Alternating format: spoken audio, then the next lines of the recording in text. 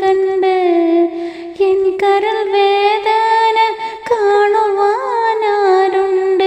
എങ്ങനെ ഞാൻ പറയും? എല്ലാം ഓർത്ത് എന്നെന്നും ഞാൻ കരയും.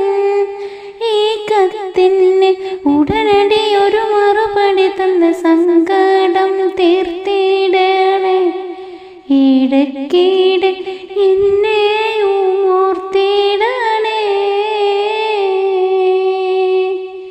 എത്രയും ബഹുമാനപ്പെട്ട എൻ്റെ പ്രിയ ഭർത്താവ് വാഴിക്കുവാൻ സ്വന്തം ഭാര്യ എഴുതുന്നതെന്തെന്നാലേറെ പേരിശത്തിൽ ചൊല്ലിടുന്നു വസ്സലാം.